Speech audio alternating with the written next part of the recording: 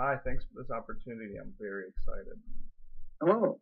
Thanks for agreeing to set up this interview. As you know, we only have a short amount of time, so let's go ahead and get started right away. Now, I know that you've been involved in some work on community issues. Can you tell me what attracted you to the community issue that you chose at the beginning of the semester? Yeah, it's something that I was exposed to as a child. My mother was a school administrator, and so it's always kind of been on my mind. And then living through it as a student, it's something that I feel we could just do a lot better on, and I wanted to spread the word about that. Okay, thank you. Now, your materials also said that you were involved in a community issue team project that focused on a call to action. Can you share with me what call to action your team put forward and why you chose that call to action? Yeah, our call to action was that as students grow up, in the next few years, maybe even start families, that they'd start to consider this as part of their core values, that they want to improve the education system for their children and the other children of America. And we really wanted them to do this by going out and voting for these issues, as well as making sure their children are put in programs that help them flourish in their school. I see.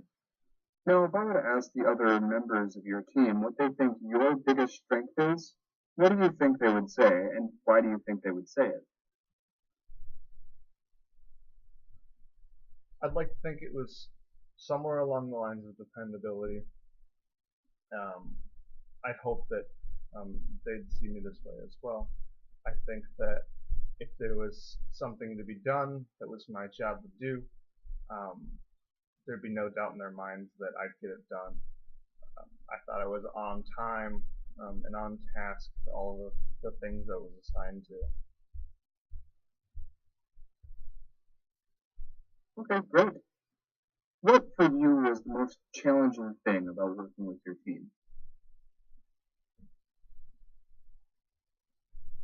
My team was pretty awesome, and I was very excited about that. Um, but one of the challenging things was the necessity of trust on relative strangers. Um, I always find it a little hard to relinquish a little control in the grading areas because they really do have an effect on how I perform in school. Thank you. Okay, last question. In 30 seconds or so, tell me what your biggest takeaway was from Com 110 this semester. What will stick with you and be useful to you? I think lots of the critiques about body posture, tone, and attitude, and those kind of things will really push me to the next step of my communication skills. I know I used to tend to sway back and forth and fidget a lot, as well as not speak very clearly. Um, and I think through the critiquing process and the grading rubrics, they've really helped me emphasize the words I'm speaking, make sure my tone is appropriate, and make sure that my body posture and language is not super distracting to anyone who might be listening.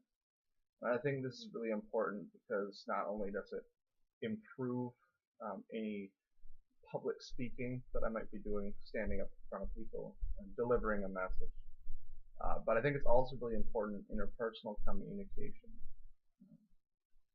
making people feel valued and that they don't think I'm distracted by something I'm doing, or they can fully understand what I'm communicating.